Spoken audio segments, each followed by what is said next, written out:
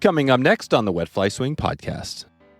They started an organization called Cows and Fish, Trout Unlimited Canada, and the Alberta beef producers, and a few organizations came together and started this program.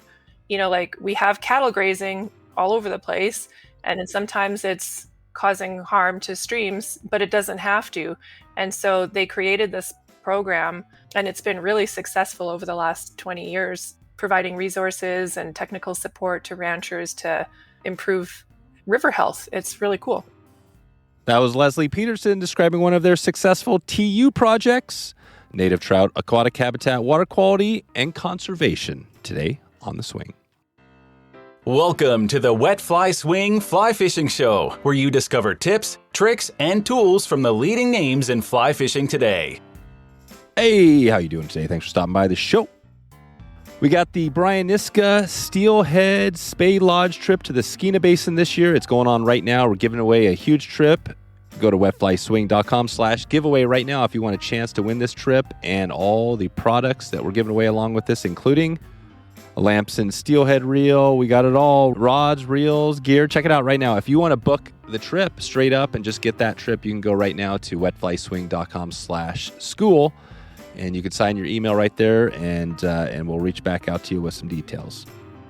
Before we get rolling here today, let's hear from our sponsor. BearVault has the perfect solution to keep your provisions secure while heading into the backcountry this season.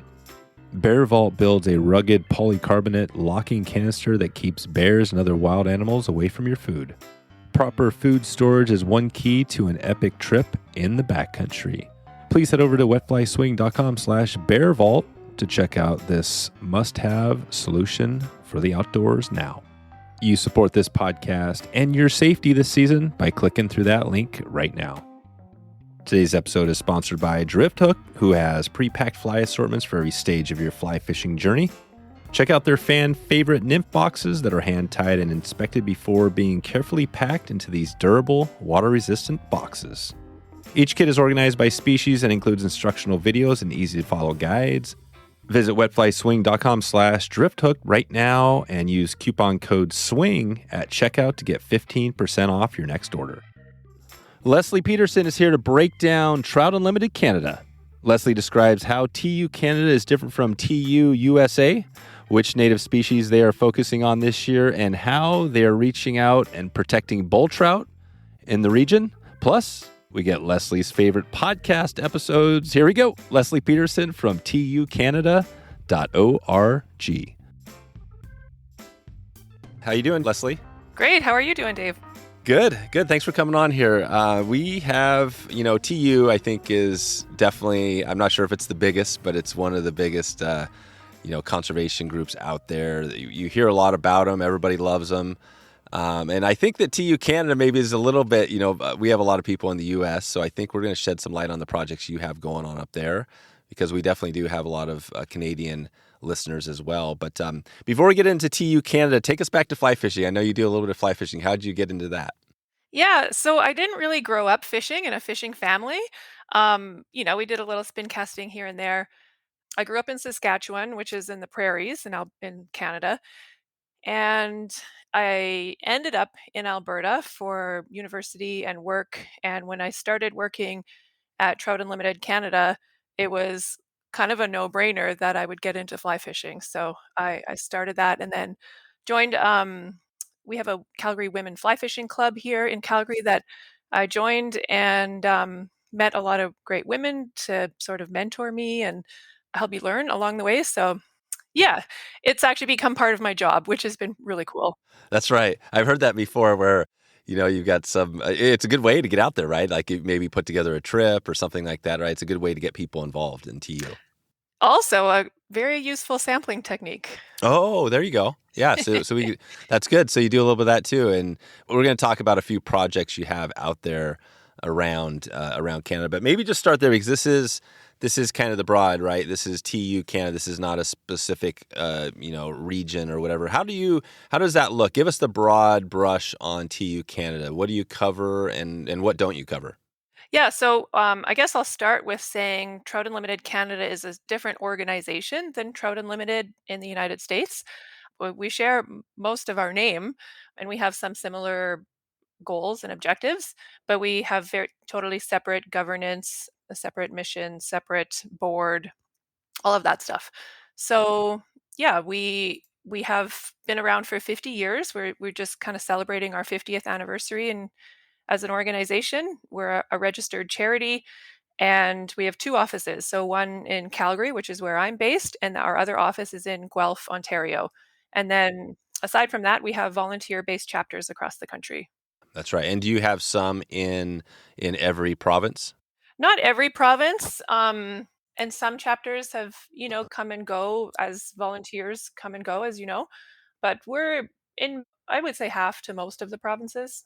Okay. And do you have anything in British Columbia? We do have a few chapters, and we've had some projects over the years. Yeah, some of our chapters, struggled, I think, with COVID, staying active and that kind of thing. But there's certainly a membership in British Columbia. Absolutely. Perfect. Perfect. Yeah, we'll talk a little bit about that maybe if we have time at the end. We're doing a little event up on the Skeena Basin, and the Skeena is a hot topic. I think just because steelhead is, even though it's a super small niche, it's always a hot topic, and it seems like runs are kind of down now overall, not just in Canada, all over the Western Rim. But yeah, so I'm not sure. I mean, that's obviously one topic, but let's just take it again. Stay general. When you look at what you have going as far as projects, outreach, how do you decide, where are you going next? Like, how does that work? We have, I guess, our four main themes that guide our work. So water quality, water quantity or flow, aquatic communities, and aquatic habitat. So all of our work is focused on one or more, typically more of those themes. And yeah, we do, like I said, work in a lot of flowing water systems, a lot of small tributaries and small streams. We do a lot of habitat restoration work. We do some education and outreach as well. A lot of our work in Alberta that I've been working on over the last number of years has been focused on native trout recovery. So in the province here, we have 3 stream-dwelling native trout: bull trout, West Slope cutthroat trout, and Athabasca rainbow trout, so Athabasca rainbow trout is kind of cool because it's the only native rainbow trout that we have in Alberta, and they're unique to a sort of northern watershed. Anyway, all 3 of those species are listed federally and provincially at risk, and so we're doing a lot of work to recover those species. Right. That's it. So basically, and is this is I don't know all the details on the Canadian kind of Endangered Species Act and stuff, or is it similar to what the U.S. has going? It's a little bit different. So we have what's called the Species at Risk Act in Canada. It's a lot younger than the United States species at risk legislation. And yeah, it's a little bit different. I would say weaker Yeah. than American legislation. And then some provinces have species at risk legislation and some don't. So Gotcha. it's kind of all over the place. Yeah, it's interesting because we're so close. We're, just obviously neighbors. It seems like I've got so many friends that are up in Canada. Well, Phil Rowley, right, is a good one, right? We'll talk about Phil probably. He's probably one of my best friends, from up in Canada, and I know you know him well. But yeah, I think it's one of these things where it's interesting, right? There's all these little subtle differences. Like, for example, I think and this depends on where you go, but like the tribes, right? The tribes it seems like there's some areas where maybe the tribes have more power in Canada to do some good stuff than they do down here, right? And I don't know if you guys work with the tribes much, but that's one little difference. But also ESA, yeah, listing fish, that's pretty powerful here because if fish gets listed, major changes, right, happen there. So that's one thing. So you got all that going, but let's take us to the ground like on a project so we can think about what you're doing. So what would be one thing either now or in the past you've done? It could be a like stream or outreach. What's that look like, a typical deal? Sure. Well, why don't I give an example from BC, because that's kind of where you folks are headed. So several years ago, we did a project on Vancouver Island, and it was kind of started how a lot of our projects do, with local people becoming concerned about an issue and sort of remembering things differently than they are today. So in this case, it was coastal cutthroat trout. So folks remembered, hey, we used to catch these coastal cutthroat trout, or we would see them run up these streams, and we don't see that anymore. And what's going on? So we put together a project, and I guess this is kind of one of our strengths, is just building partnership and building consensus and working together with people. So we, worked with community members and academia and, partners, and reconnected some of those streams that had been disconnected, I guess. The cutthroat had no longer been able to get upstream and access those habitats, and we worked to fix those problems. Gotcha. Yeah. So fish passages, that's a big one obviously these fish are anadromous, right? So, some are. So they're migrating far distances.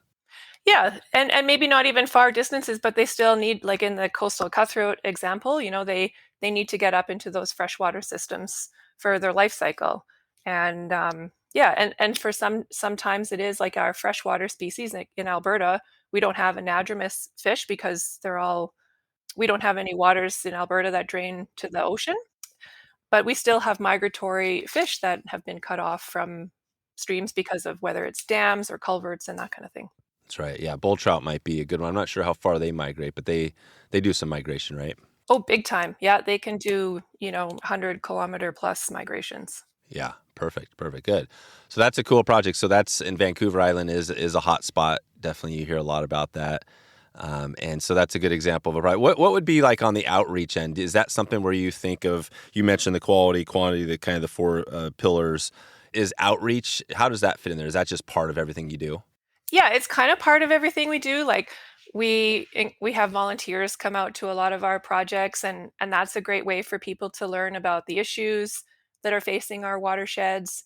They learn firsthand what's going on the landscape and what the solutions are, and they get to help, be part of the solution. So that's one way. We also have youth programming. So one of our programs we call Yellowfish Road, and we've been doing this for like 35 plus years, and basically, equip students or youth or families with a kit to go and paint yellowfish next to storm drains in urban areas. And it's just like a reminder that everything that goes down a storm drain goes directly into a river or stream or wetland untreated. And so it's a big awareness program that we've been running for decades. And yeah, it's pretty cool. That's such a good one. You see this, well, I see it quite often, especially in the city. You pull up and you're like, wow, an oil slick just running right off of wherever, right? Some car that's leaking and it's going right into the drain. And Yeah. I mean, that adds up, right? I mean, you imagine, I'm not sure what it's like where you live, but you get around these cities and even not cities, right? Do you see that quite a bit? And do you think this is a problem even outside of the cities? Oh yeah. So urban runoff is one thing. And like you said, there's the, oil, from a leaky vehicle or washing your car, all that soap, excess fertilizer, dog poop, all that stuff that runs off in an urban area. And, you've got a lot of impervious like surfaces like pavement and rooftops, and, that all runs off very quickly off the landscape through the storm sewer system into the river. And then in like outside the city in like a rural or sort of public land kind of open areas, you've got other kinds of runoff. One of the things we see is on the landscape a lot of linear features like trails and cut lines and things, and a lot of our trail systems are like really well managed and well engineered and well maintained, but some of them aren't. And so we're seeing a lot of sediment runoff from those systems. So it's like you have a kind of a sediment chute, a trail or a cut line or something that's bare ground, nothing grows on it because it's being used all the time and it's compacted, and you end up with, on a rain event or snow melt, runoff brings all that muddy sediment laden water into the stream, which is a huge problem. That's right. That's one of those things where, yeah, you got that going. I mean, and you got like forest operations, you got ag. It seems like a lot. Do you ever sit back and just feel like, like, man, this is going to be a tough one. Like any of this stuff is such a, you know what I mean? Yeah. Like not get negative, but right. It seems like there's a lot going on. Yeah, sometimes it's overwhelming, and you think of, like a lot of our fish and our water issues are because of cumulative effects. It's not one thing, it's a whole bunch of things interacting upon each other, and you can't just flip a switch and fix it. So it is kind of a long game for us, and it's, it can be frustrating sometimes, but I wouldn't be in this business if I wasn't an optimist, I think, at heart. I really believe that we can make a difference. And so, yeah. I agree. I think I'm the same way, and I feel like it's almost like that, whatever that quote is, right? A small action, a small group, it kind of starts there and then it just builds, right? You've probably seen that out there with TU, right? Where you got this group that starts out as a small thing and then all of a sudden it almost becomes a movement. Have you seen that? Have you seen those things grow into something where you look back and you're like, wow, this thing has really become something and you didn't realize it was going to get that big? Yeah, for sure. I mean, here's an example. So another project that we do is a fish rescue in the irrigation canals. So Southern Alberta has a very extensive network of irrigation canals and infrastructure. And I know this is an issue in the States as well, but fish get lost in these canals, they get entrained. And we started working with the province like 20 some years ago to kind of see, is this an issue? Should we be concerned? And we realized pretty quickly, like, yeah, it's an issue and we should be concerned. So we started doing this fish rescue, and it started just as like, let's collect some data and see what's going on. And it's become a movement, like you said. We have people that come out and volunteer every year. Some of them kind of plan their vacations around it. They take time off work to spend time with us and help rescue fish from canals. It's really cool. Wow, that is cool. So you basically go in there with, I'm picturing canals. This could be all different sides. We have, the interesting thing is that we've interviewed a lot of people here, so I've heard a lot of crazy stories. And one of them is like Arizona, right? We had a carp. Like, it's interesting because the fish species are everywhere. So you literally will hear like somebody's in the middle of Arizona, the city, whatever, Tucson or something, and there's a carp canal, or there's a canal, and they're fishing. It's one of the greatest carp fisheries in the country, the state, whatever. So I mean, there are these fishes, but I'm curious with this, like, how does that work? Do you go in there and just shock a huge section of the stream? Do you net it? Do you get all the fish? How do how does that look? Yeah, so we focus on areas that we believe fish tend to congregate.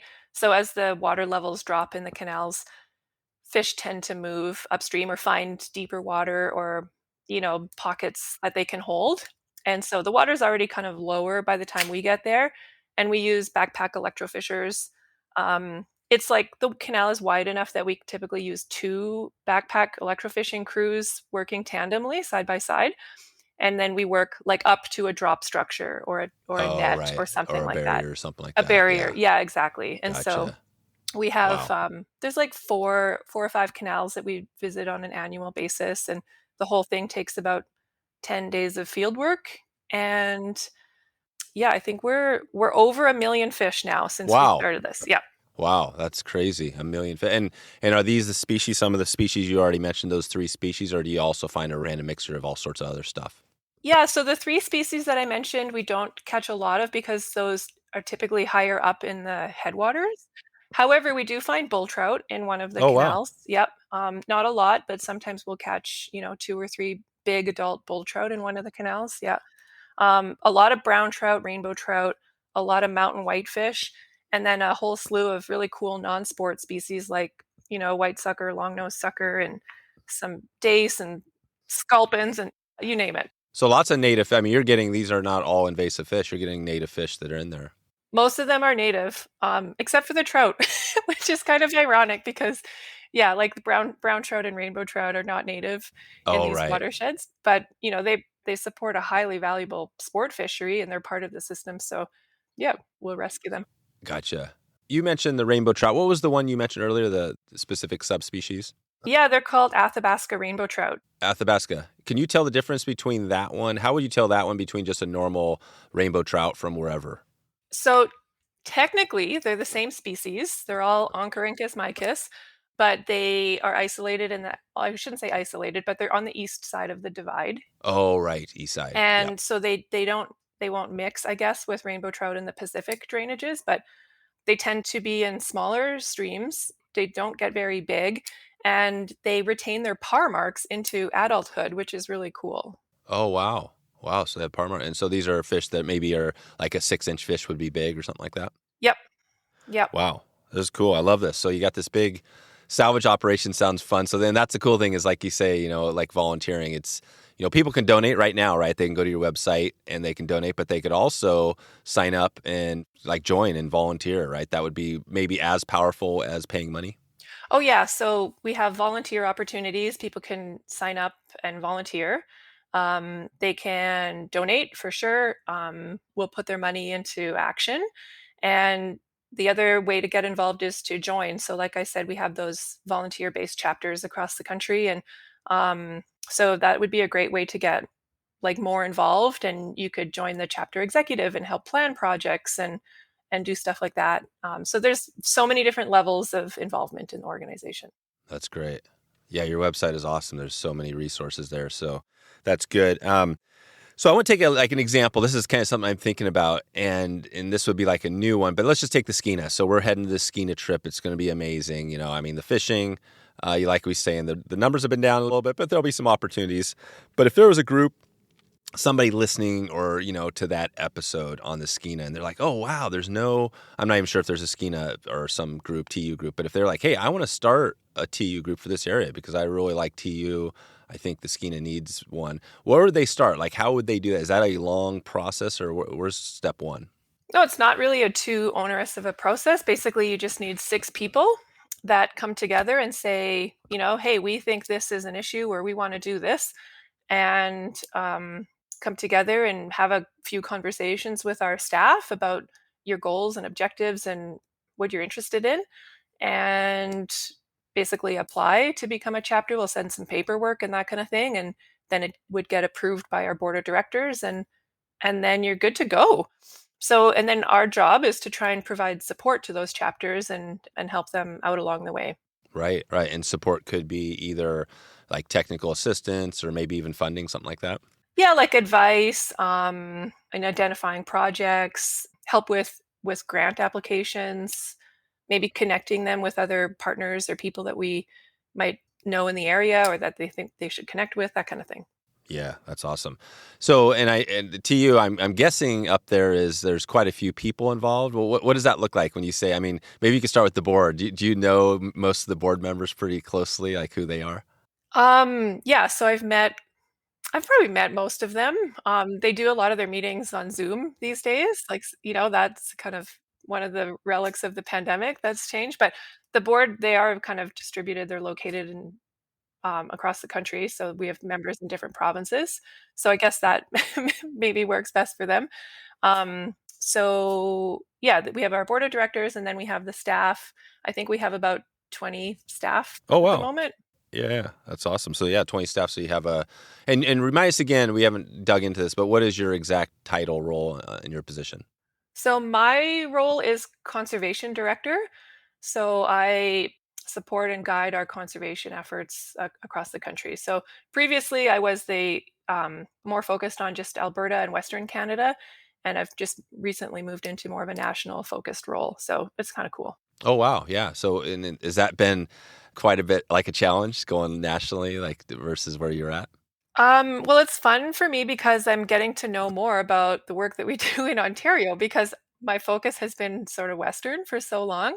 So it's good because now I'm kind of getting to know more of the volunteers and the chapters and the projects out east. And it's been really rewarding. I'm looking forward to getting out there and, getting out in the field out east as well, and getting to know the watersheds and that too. Right. That's the huge part, is that, and I find that as well.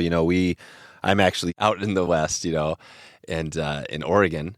But I mean, we've grown this show into kind of it's a national show. So we have as many people kind of out, east, almost now as the West. And yeah, I mean, it's a hot spot up there. If you think of, I'm not sure how Ontario looks, but I know I've interviewed a number of people from Ontario, but just that part, right? The Great Lakes and like all that stuff. It almost seems like just because of the people, it's almost a busier area. Do you find that there's just as much going on in Ontario as there is in like Alberta? Yeah, it's a busy place, and so many pressures on the landscape with development.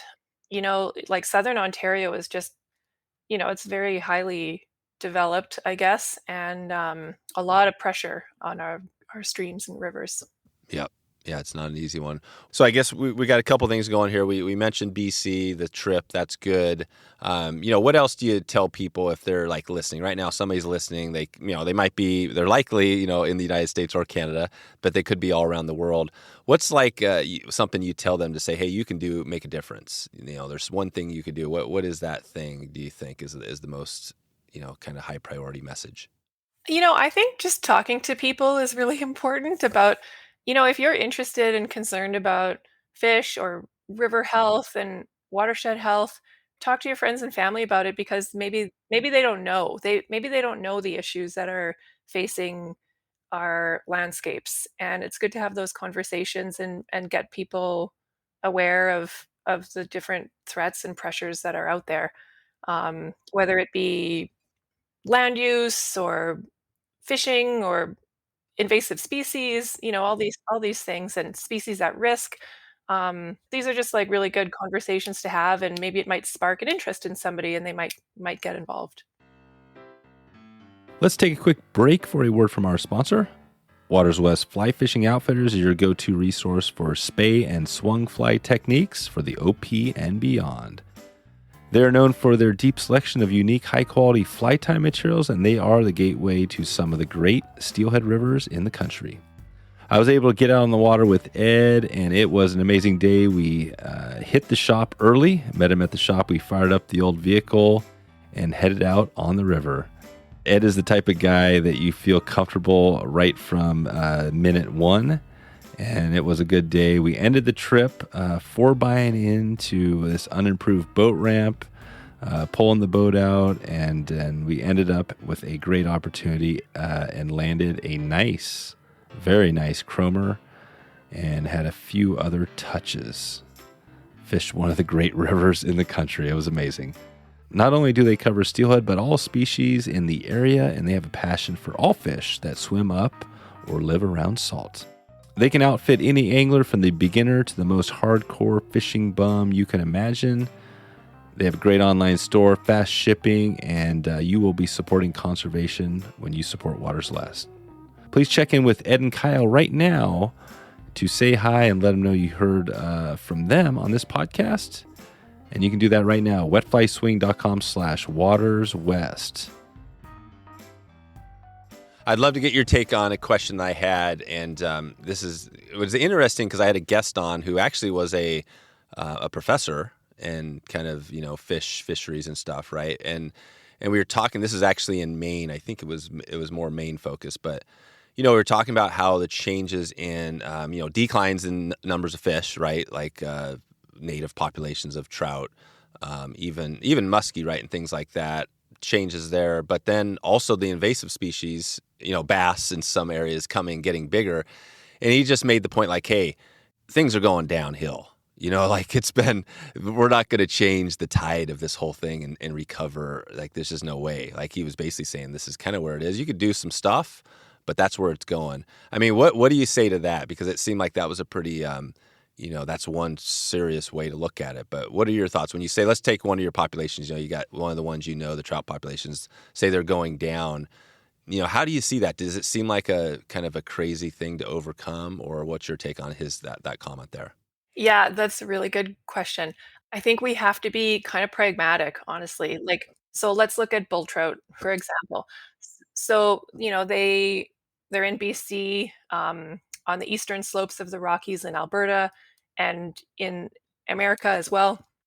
So in Alberta, for example, they would have been historically, they're distributed throughout the eastern slopes region. And, they're still in many of those places, but their range has contracted. So where they used to extend well out into kind of almost into the prairies, they don't do that anymore. And, they might have been more robust in some watersheds, and they're just not anymore. We have to be realistic that we're not turning back the clock. We can't go back to, pre-settlement. Pre-white settlement. Yeah, you're right. Exactly. Yeah. So we have to look at where can we improve function? Where are we going to have the biggest bang for our buck? We used to kind of throw around things like protect the best and restore the rest. And I think that's kind of how it is. Not to write off populations, but to recognize maybe it would take a Herculean effort to bring them back in a particular watershed. Are our efforts better focused somewhere else? And those are really hard decisions to make. It is. I love that take. I mean, and that's a similar take, and that makes me feel good about that conversation because, part of it is a good example might be the dams, right? I mean, like in our area, we got all these massive dams, and there's, those dams aren't coming out, the big ones, right? They're protecting cities from flooding and stuff. Right. And in some areas, right, I mean, those dams are going to keep full recovery maybe for some of these areas. And I could understand that. In your area, I'm sure you have the same thing, right? You see this bull trout like, hey, you're not going to ever take back some of that land where there's somebody living or there's a city or something like that. So, okay. Yeah. Well, that's good. I appreciate that take. But again, like looking ahead, so we're looking ahead now at some of the species. And for example, I keep mentioning the steelhead because that's where we're headed. But, you see a downturn there, and for that example, you might just keep doing habitat protection and, improving habitat as best you can. Mm-hmm. But at the end of the day, right, you're limited on what you can do. Yeah, it's so hard. And, like same with steelhead, there's, multiple threats. There's ocean survival and there's passage, migration, like up into the freshwater and the threats along the way. They got so many things trying to kill them all the time. And so, yeah, you can do habitat restoration and the rivers is really important and protecting that. But, the ocean survival, that's a tough nut to crack. So you have to look at, well, what are the things that where can we maybe make a difference? How can we improve survivability in their migrations, in the habitat, and just do your best to kind of focus on what you can successfully accomplish. Right. Perfect. Well, I want to touch on, I don't want to forget about Phil because I always love joking with him. He's a jokester. But so talk about that. I know he was there for quite a while. I don't think he's there maybe working anymore. But yeah, talk about that. Like he was there till recently. What was he doing for TU? Yeah, Phil, he worked here for probably 10 years, sort of part-time as our marketing and communications director. And so, yeah, Phil was always he's a great guy to work with and always keep things light, in meetings. And yeah, and I had a few opportunities to fish with him as well. And yeah, he's just gotten so busy with his other stuff. And so I think it was a difficult decision, but kind of decided it was time to move on from TUC and focus on his other stuff, which is great for him. Like, I'm really happy for him. Good move for him. It is. No, it's great for us too, because, it's funny because, right, he's working with us now. Basically he's got his own podcast within our podcast network. Yeah. And it's pretty cool because I feel like now talking to you, right, it's all connected. Phil isn't going to stop doing the work I'm sure that he was doing, and he's still going to promote you guys, right? Yeah, I think he certainly like deeply cares about the work that we do, and he's got such a great voice, to influence people, and it's great to hear that he's on the podcast, and yeah, I like that. Yeah, it's been popular, the Littoral Zone podcast, right? It's been good. But we've had a couple other ones. I was just thinking, we had, I'm not sure if you've heard of Gord Pizer. He's kind of out in that Ontario area. He's like a muskie expert. And then Brian Chan, of course, out in he's a big, who are some of the other people up there that are these superstar, like kind of, I guess, biologists, right? They're out there. Are there a bunch of who are the people that are helping guide TU Canada on the science part of it? Yeah. So we have some advisors, I guess. Some are retired fish and wildlife biologists and things like that, they send us information and write essays and kind of get us thinking about things and provide advice. There's one fellow that comes to mind. His name is Lorne Fitch, and he used to work for the province of Alberta as a fisheries biologist. And he and another fellow, they started an organization called Cows and Fish. And with Trout Unlimited Canada's help, I guess it was like Trout Unlimited Canada and the Alberta beef producers and, a few organizations came together and started this program to help ranchers, like producers, improve practices on their operations to help riparian areas and shorelines. And, we have cattle grazing all over the place, and then sometimes it's causing harm to streams, but it doesn't have to. And so they created this program, and it's been really successful over the last 20 years, providing resources and technical support to ranchers to improve river health. It's really cool. So Lorne is one of those guys that, I can call and say, hey, Lorne, what do you think about this? Right. Yeah. Yeah, that is a good one. Yeah, Cows and Fish. I love that. That's catchy. So what do they do? Is that something where they go in there and they're trying to kind of set up riparian, like fencing and stuff to keep cows out of the streams? Yeah, that kind of thing. Yeah, they do a lot of riparian like restoration and fencing and off-stream watering. And, they kind of start with doing an assessment. So give a producer like a report card on their riparian and range health and make some suggestions, like maybe try this and that, and then come back in a few years and they can do a reassessment and see how things have improved. That's right.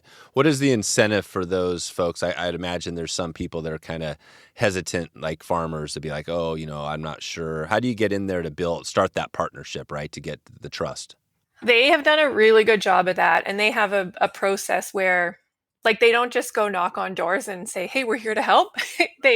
They're invited into the community or invited in by a family to, hey, we're looking for some help. So they have a really good process. They listen really well. And I think that's been key to their success. Right. So instead of knocking on the door and saying, "Hey, I'm Trout Unlimited. We're Yeah. we're here to help," you Yeah. pretty much go out and say, "Hey, okay, this is an area we're working in," or something like that, and then you find somebody who is is connected to that industry. Sort of, how does that look? Well, sometimes it's like they'll work with the municipalities or like watershed stewardship groups, and so they're seen as like highly respected professionals that can offer help and advice, and so they have a great reputation, and people go to them. And then another guy, you mentioned like who were those other kind of biologists or that set the stage and stuff, and one also is Jack Imhof, and he was our national biologist for, I don't know, 10 plus years as well. And he just recently retired. And Jack, he used to work for provincial government in Ontario. And he's like a guru in stream restoration. And everybody knows who he is and one of those guys, everyone knows him. He's done so much amazing work and taught so many people in his career. And so he's another person that I call on for help and advice, and That's a cool. really great resource. Yeah. So you still have that, even though he's retired and out, you can still call on him if you have questions. Yeah, there's kind of this thing where like if you used to work for Trout Unlimited, you never really leave. That's right. Yeah, you're volunteer. You're not getting out, right? No, I hear you. No, that's good. Awesome. So this sounds pretty cool. So it sounds like there's a wide mix of partners. I mean, when you look at overall TU partners, is it pretty much, you've kind of got everybody, you try to connect with, all the interest groups out there? Yeah, I guess that's one of our values or strengths maybe, is that we try to work with people. We try not to butt heads too much. I mean, we'll say, when something isn't good, we'll say something. But we really try to work collaboratively. So we've worked with, industry, all levels of government, local community, like friends of groups, big other national conservation groups. So we really try to work closely with people. That's awesome. No, and I kind of always enjoy and joke sometimes about the fly fishing thing. Like, you don't talk about politics and religion, right? If you're on a guide trip, no politics, no religion. And then it's interesting because conservation definitely is one of those things that, we've talked about this plenty of times, but can get a little political for some reason, right? And, I think that's just part of what we have to deal with. But do you find, I'm kind of interested because, you look at the United States. This is a political question, but, like we had this, president who kind of was very divisive, right? And it was tough. But how does it look in Canada? Do you find that that's something you think about, like who's in charge, or are you guys just doing your own thing? It doesn't really matter who's running the country sort of thing? Yeah. So, I mean, it does and it doesn't, right? So the governing party, whether it be provincially or federally, they make decisions that affect us, whether it be legislation on land use, fish related stuff, for sure. Like the decisions that are made make an impact, but we have to just keep doing what we're doing. And so I guess it's kind of our challenge to figure out like, okay, who's the governing party or body, and what are their priorities? Where do we align? Maybe there's going to be places where we don't align, but we try to focus on where do we align and how can we make the most out of the situation. That's right. I love that. Yeah, that's it. It's not about like, hey, we have all these differences, this is you suck, you're terrible. It's more like, hey, well, how do we align? How can we work together? I mean, that's like, it's so interesting because that's just like politics 101, right? I mean, that's how it should work. You find things you agree on, and then you work on those things, and then but it seems like, at least in the U.S., that has changed, right? That's gone away. Do you find that up there, is it like that? Do you see politics as still being very much people on both sides are kind of working together? Yeah, people can be it can be divisive for sure. One thing that was really interesting last year that happened out here, the provincial government made some moves to change coal policy. And so kind of, I guess, opening it up to potentially more mine exploration and mining and stuff like that. Anyway, without getting too far into it, what was really interesting was how so many people came together from all political sides, came together and said, we don't want this. This is not what we want for our Rocky Mountains. And it really united people, whether they were left-leaning, right-leaning. They came together to voice their concerns, and that was really neat. Wow, that is cool. And it made a difference. They rescinded what they were going to do. So. Exactly. Right. There you go. So what is on your background? We dug into this a little bit, but how did you get prepared for, this? I mean, it sounds like the position you have, conservation director, that role is kind of sounds pretty huge. What was your education like to get prepared for this? Or did you learn this on the go? So yeah, like I said, I grew up in Saskatchewan, and I grew up like near a river. And so we used to go down to the river for like, hey, what do you want to do today? Let's go down to the river. So I think I've always been tied to river and water. And after high school, I didn't really know what I wanted to do. Did some, fun jobs for a while, worked in the mountains, and then did some traveling. Anyway, I ended up taking like a natural resource technology diploma because I thought I like working outside. I want to be outside. So I took a really kind of broad sort of diploma program, and then went into university in Edmonton, Alberta, and took a conservation biology program that I majored in. So then I was like, got really interested in conservation, and I worked for Ducks Unlimited Canada for a little while, and I worked for Trout Unlimited first for like a really short 2-month contract, found another job, and then I came back here as a technician. And, it started as an 8-month job, and then it got extended, and then moved into a different job. And so now I'm on my 3rd job with the organization, I think, 3rd or 4th. There you go. Yeah. And that's awesome. It's been really, really great. Yeah. And what's the highest, is there like an executive director of TU? Yep. So our CEO, she works out of our Calgary office here too, Silvia D'Amelio. Gotcha. That's really cool. And she is a biologist too, which is great because she's been with us for 20 years, and she started as a biologist in Ontario. So it's awesome because she's got really great experience with, our field programming or restoration work, and just the concepts and ideas and everything. But she's got great like management and governance experience too. So it's a good mix. Right on. What would be, I always think of kind of resources for people listening. So if they wanted to learn more about what you have going or dig into some of these topics, or where do you go? Where do you send people if they have questions and they want to go deeper? Like if it could be project, it could be like, say, hey, I want to learn more about what's going on in BC. I want to learn more about, what's going on in Alberta. Do you have like on your website, do you have a link that says like, here's all the stuff going and things like that? So we do a blog. Oh, you do? Yeah, maybe that's where to start. That's that'd be great. On our website.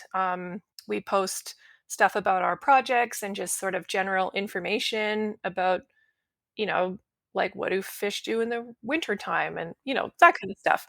And we're pretty active on social media. So there's lots of really great fun facts and that we share on social media. So I would definitely encourage folks to follow us there too.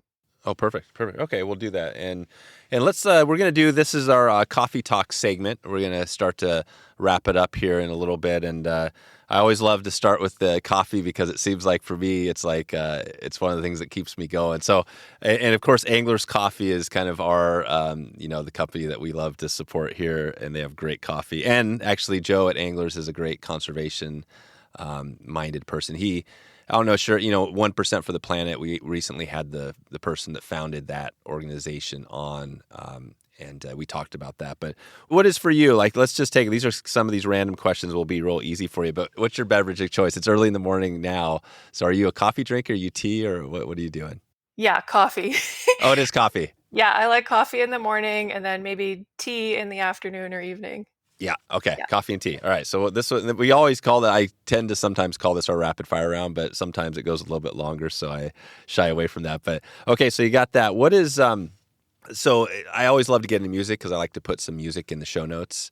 And I'm curious, or a podcast. Do you listen to other podcasts? Do you listen to more music or more podcasts during the day, the month? Both. I listen to the radio a lot. Like, Oh, you do? I listen to CBC, which is like our public broadcaster. Oh yeah, Maybe yeah, like your CBC. NPR kind of Oh thing. yeah, yeah. And they have like a lot of really great talk programs that I listen to. So that I would listen to like in the morning, and music. They have music programs as well. So Oh, they do. They do. and for podcasts, I like listening to a lot of food podcasts because I like cooking. Oh, cool. Baking, and so I listen to a lot of those. What's a good? Can you give us one food podcast you like that we can take a look at? Yeah, I need to get better at making cooking food as well. So there's one. It's called the Sporkful. I actually cool. haven't listened to them in a while, but they have some good ones. It's they tell good stories, and I do listen to outdoors podcasts as well. Oh, you do? Okay. What's one outdoor podcast you listen to? Like April Volkey's podcast. Oh yeah, yeah. April's Anchored. awesome. Yeah, that's Yep. a great one. She's got really good. That's right. Yeah, she's kind of cool and we had her on the podcast quite a while ago, and I love where she's gone because she started out as a really fly fishing focus, but I think now she's got more general. Right, she's covering all sorts of different things in the outdoors. Mm-hmm. Yeah, it's really really interesting. That's cool. That's good stuff. All right, so you got that, and then what would be the music? What would be a type or a group or a band or somebody that, like, if we could throw something in the show notes, what would be one thing that comes to your mind? Or right now we'll go to Spotify. This is our Spotify challenge. We're going to search something to get something to play for the end of the show. Well, this weekend I'm excited because I'm going to see Corb Lund. He's playing with this Calgary Philharmonic Orchestra. So I don't know if you listen to Corb Lund, but he's this is awesome. An Alberta artist, and he's great. Good storyteller, musician as well. Awesome. Corb Lund. So yeah, Corb Lund. That's awesome. Yeah. Okay, perfect. That's exactly what I was looking for. So good. So now we'll look up some Corb Lund and throw that in there. Yeah, definitely. Awesome. Cool. All right. And what about a project? We've talked about some projects. Have we talked about, what is your one kind of high priority project right now you're looking at, like either now or in the future, you're saying, hey, this is going to be a lot of fun. This is going to be a cool project. Anything you want to shed a light in the future coming up? Yeah, one we've been working on for a few years. It's a small watershed in the southwestern part of Alberta called Trout Creek. And there's lots of stories from the old timers, I guess, of like, they used to catch a lot of cutthroat trout in there. And even like when I first went there, it seemed like a really cool place and you could see cutthroat all over the place. And there's hardly any in there now. Like, we've done some sampling and seen like one fish. So it's really one of those, like, really need to make a big change, I think, to be able to bring fish back there. And so we've done a lot of work to, one of the issues is trails, like off-highway vehicle, like motorized trails. And so we're working with the local motorized rec group out of the area and relocating trails, moving them out of the floodplain, restoring the riparian areas. And we plan on building a bunch of beaver dam analogs, which are like human-made beaver dams to mimic beaver activity and encourage beaver activity. And so one of the problems in the Trout Creek watershed is that it just doesn't hold water really like it used to. And I think part of the reason is there are no beavers anymore, or there's very few. And the landscape has just changed so much that it's just not great for beavers anymore. So we want to kind of turn that around and try that out. So we're really excited about it. Wow, that sounds like a great project. Yeah, and that's partly, like beavers, right? They do all sorts of good stuff, but like maybe like groundwater, right? Recharge might be something where those pools are doing all sorts of stuff we probably don't know, right, under the surface. Yeah, they definitely reconnect a stream to its floodplain. They add complexity. There's so many other biodiversity benefits too, in terms of other species, and they're just, our ecosystem engineers, and we need them out on the landscape. Our landscape was built by beavers, and so we've lost them in so much of North America, and we need to bring them back. There's some really cool stuff that's come out of the States, like University of Utah and others, on this, and so we're learning from them, and we're actually bringing a fellow up from Utah in a couple of weeks to host a workshop. And so we're inviting a bunch of, landowners and regulators and NGO groups to come and learn from this Stephen Beckett about how to build beaver dam analogs and that kind of thing. There you go. That sounds amazing. Great. Cool. Well, that's something definitely to look forward to. We'll try to get a link out in the show notes to that and everything else we talked about today. And I guess one quick one. I was kind of curious on your daily. So just to give us an idea to jump in there, like the office, are you guys all remote? Do you go into an office? What does a daily look like for you at work? Yeah, we're back at the office. We can't return to the office, I guess, last fall. We were doing the work from home for 2 years, but we're all back now. And yeah, most of the winter, we're writing reports and applying for grants and, that kind of thing. And then our field crews are like really getting busy already. And they've been out over the last couple of weeks prepping for field season, field work. And yeah, so they're kind of in and out all summer. Oh, gotcha. Yeah. And you're basically, so you're doing probably what, like 80% of your time is in the office. You get out in the field a little bit. Yeah, something like that. Yeah. I feel like I'm maybe at the point where I'm doing the field work that I either really, really want to do or feel like I really need to. Oh, right. Yeah. Good. Yeah. Awesome. All right, Lesley. Well, we'll send everybody out to tucanada.org if they have questions for you or if they want to get involved. And hopefully we'll get a few people out there and maybe volunteering for some projects or, like we said, maybe even starting their own group. If it sounds like it's an easy process. Yeah, that'd be amazing. Cool. All right, Lesley. Well, we'll keep in touch with you. And until we talk, have a great rest of the week. Sounds good. Thanks, Dave. Have a good one, too. There it is. wetflyswing.com/450. 450. Check it out right now. We're halfway to 500. If you got an idea for what we should be celebrating on our 500th episode, any ideas as we're getting there, let me know. I'd love to hear from you. Quick reminder, wetflyswing.com/giveaway. Right now, we got it going. The giveaway is open for about a week, and it's your chance to win the Skeena Spay School steelhead fishing on the Skeena with Brian Niska at the lodge, plus the huge gear pack, reels, rods. We've got it all dialed in. This is one of the biggest ones ever. You can check it out, enter. All we need is your email and name, and that's your chance. If you want to grab a slot to the Skeena Spay School, you can also do that straight up and just purchase a slot.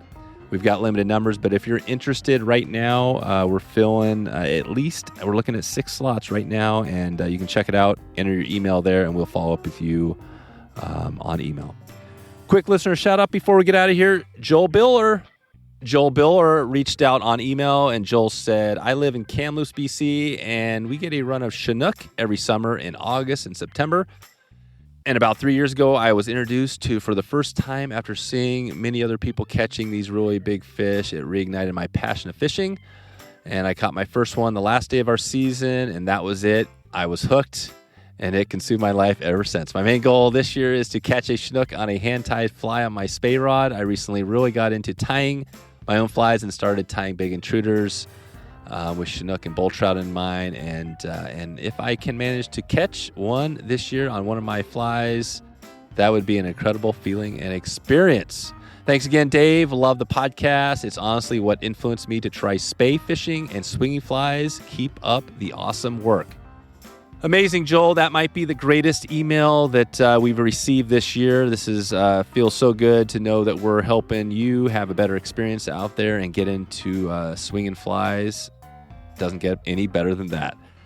And I hope to catch you on the river as well. If you're listening out there right now, I'd love to catch you on the water, maybe at the Skeena Spay School. And if not, check in with me online, dave@wetflyswing.com. And then I'll give you a shout out on this episode. If I haven't heard from you before, if it's been a while, this is your chance. Check in with me and let me know what you have going, and we'll give you a shout out. All right, where are we heading next? I'm just going to give one quick shout out to tomorrow's episode. You got to check tomorrow's episode out because we've got a special, super special guest, and I'm excited. I'm not even going to let you know who that is because this is our mystery guest for the week. We might want to just get into that, having a mystery guest each week, and it's going to be a good one. It's going to tie into some of the stuff we're doing right now, and it almost, I don't think it gets much bigger than this. So stay tuned tomorrow for that big episode. Like I said, I hope to connect with you on the water sometime, maybe online. And I hope right now you're having a great afternoon, great evening, or great morning, wherever in the world you are. And I appreciate you for stopping in today. Talk to you soon. Thanks for listening to the Wet Fly Swing Fly Fishing Show. For notes and links from this episode, visit wetflyswing.com.